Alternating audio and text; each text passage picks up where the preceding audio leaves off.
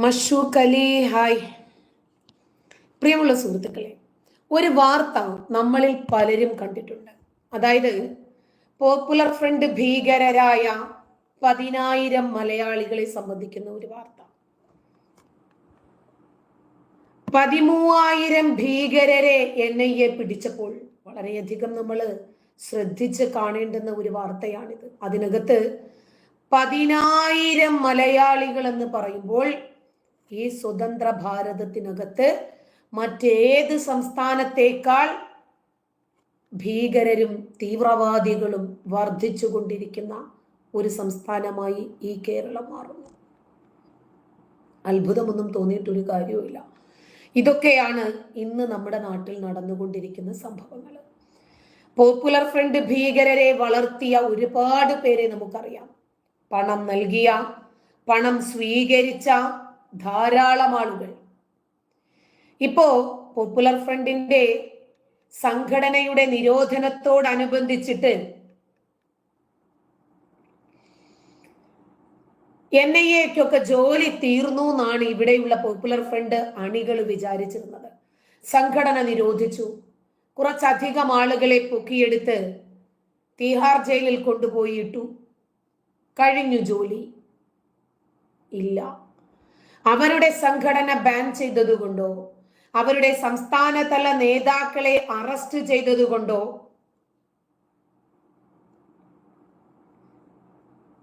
റെനി അബ്ദുൽ ഖാദറിന് നല്ലൊരു മറുപടി ഒന്ന് കൊടുത്തേ. ആരാടാ വർഗീയവാദി എന്ന് പറഞ്ഞാൽ എന്താണെന്ന് നിനക്കറിയാമോ? അതിന്റെ അർത്ഥം എന്താണെന്ന്?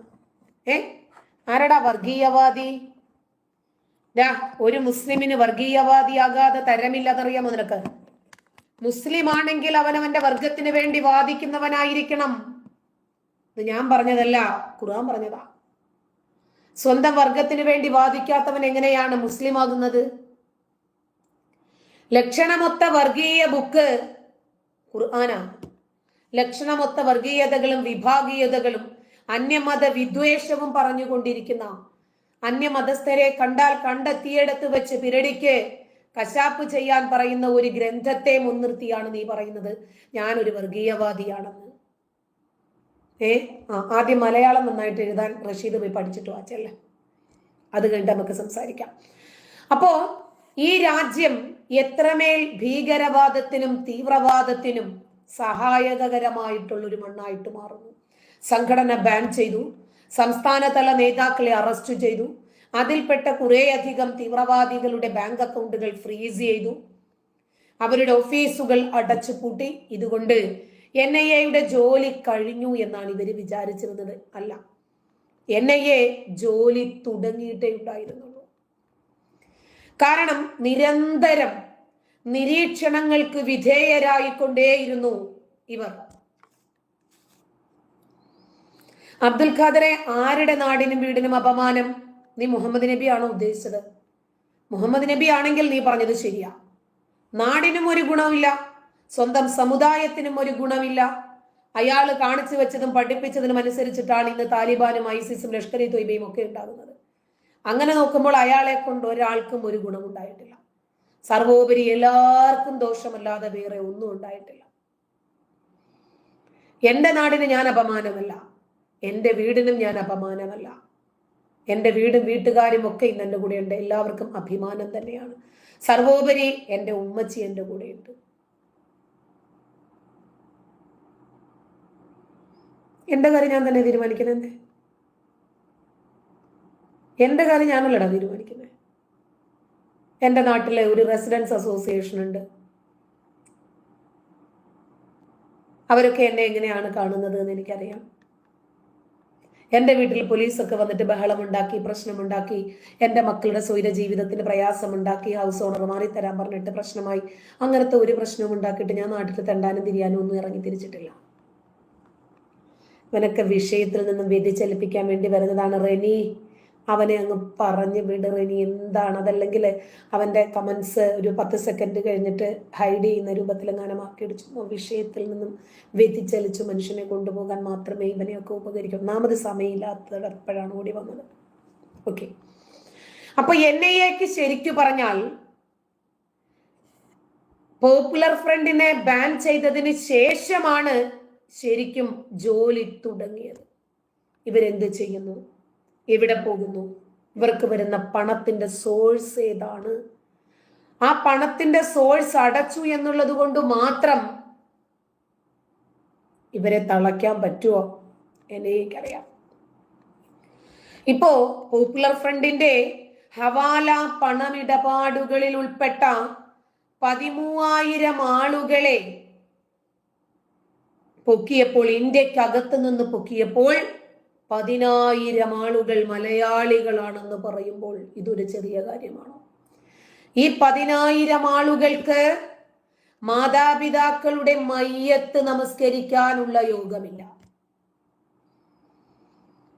മക്കളുടെ വിവാഹം കാണാനോ അതല്ലെങ്കിൽ വീട്ടിൽ എന്തെങ്കിലും രൂപത്തിലുള്ള വിശേഷ കാര്യങ്ങളിൽ പങ്കെടുക്കാനോ സന്തോഷത്തിലോ സങ്കടത്തിലോ പങ്കുചേരാൻ കഴിയില്ല. ഇവരിൽ നിന്നും പണം സ്വീകരിച്ചിട്ടുള്ള കുറച്ച് യൂട്യൂബർമാർ കൂടിയുണ്ട്.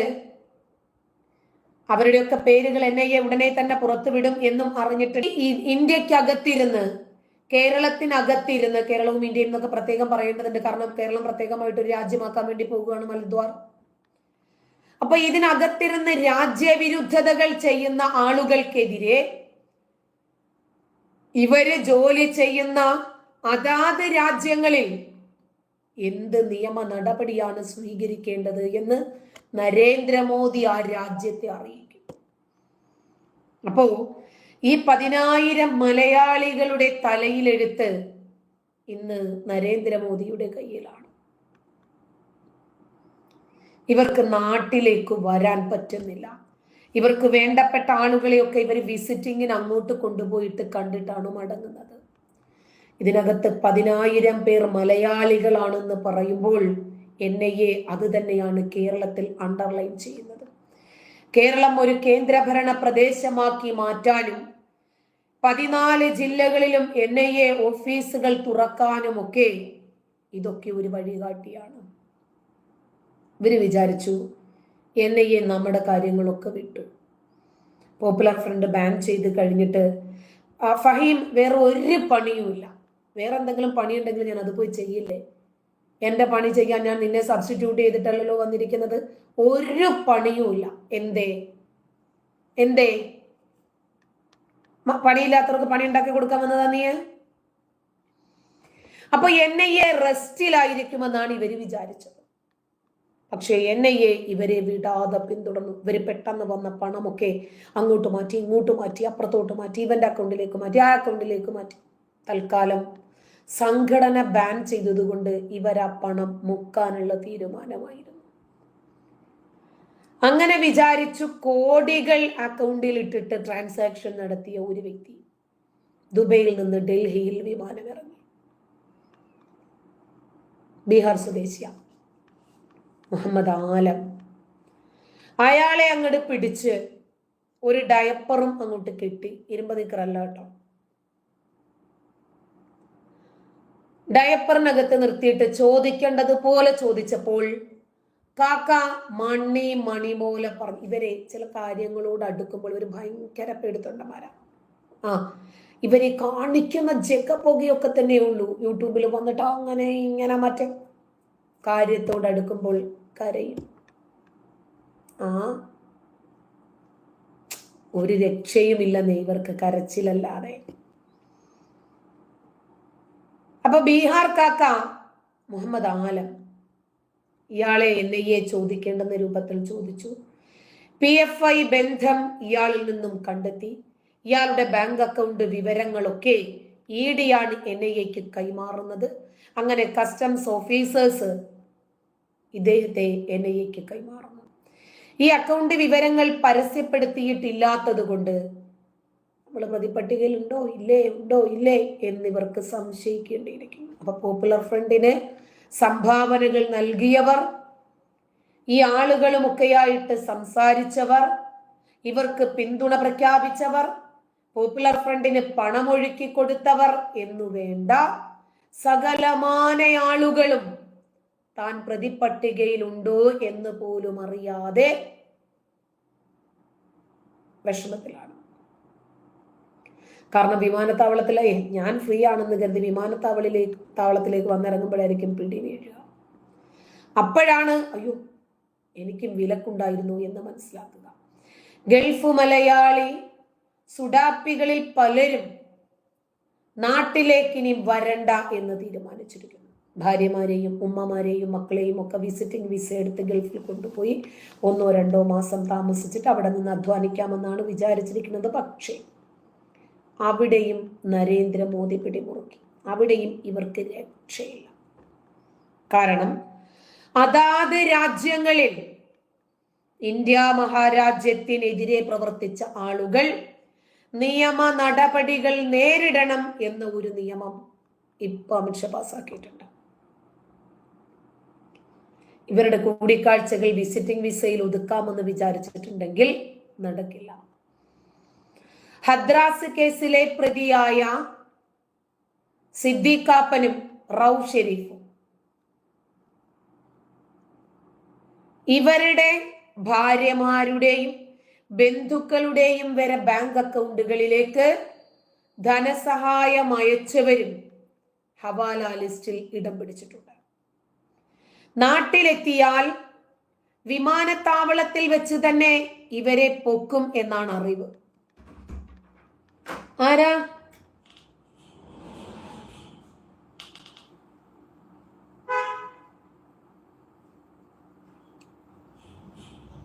ആരോ വന്നിട്ടുണ്ട്. ഗേറ്റ് തുറന്ന ശബ്ദം കേൾക്കുന്നു. ഒരു മിനിറ്റ്.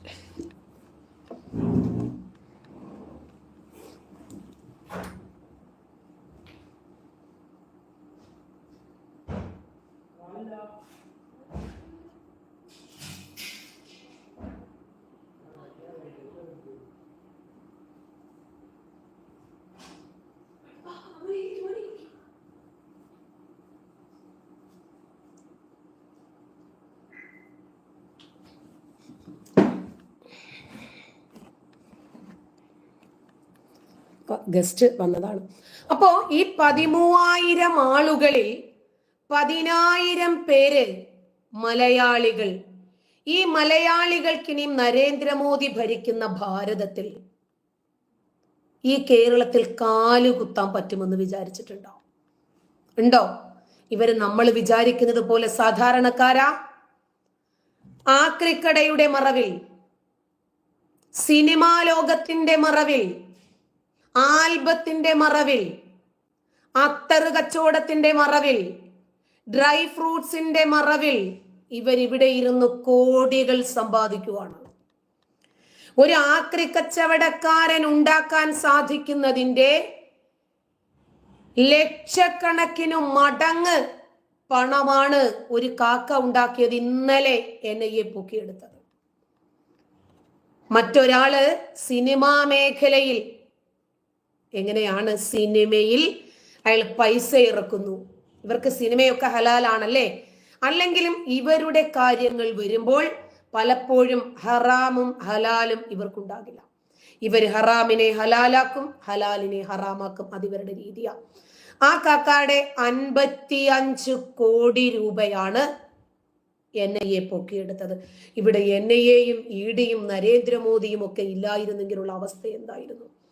നരേന്ദ്രമോദി ഭരിക്കുന്ന ഭാരതമായിരുന്നില്ലെങ്കിൽ പോപ്പുലർ ഫ്രണ്ടിനെ ബാൻ ചെയ്യാൻ പറ്റുമായിരുന്നു. വത്സന്തില്ലങ്കേരി, സന്ദീപ് വാര്യരെ, നിങ്ങളുടെ ഭാര്യമാരോടൊക്കെ വെള്ളസാരി ഉടുക്കാൻ പറയൂ. പെൻഷൻ വാങ്ങാനുള്ള ആപ്ലിക്കേഷൻ ഫോം വാങ്ങി വെച്ചോളൂ.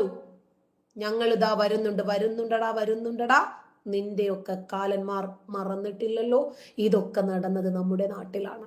എനിക്കൊരു ഗസ്റ്റ് ഉണ്ട്, അതുകൊണ്ട് ഇപ്പോൾ എനിക്കിത് കംപ്ലീറ്റ് ചെയ്യാൻ പറ്റുന്നില്ല. നമുക്കൊരു ലൈവ് 9-10 മണിയോടുകൂടി വീണ്ടും ഇരിക്കാമെന്ന് വിചാരിക്കുന്നു. തൽക്കാലം എനിക്ക് പോയേ പറ്റുള്ളൂ. ഓക്കെ, നമുക്കിനി വീണ്ടും കാണാം. നന്ദി. ഫ്രീ തിങ്കർ റെനി, നമുക്ക് പിന്നെ കാണാം കേട്ടോ. ഞാൻ അൺഎക്സ്പെക്റ്റഡ് ആയിട്ട് ഗസ്റ്റ് വന്നു.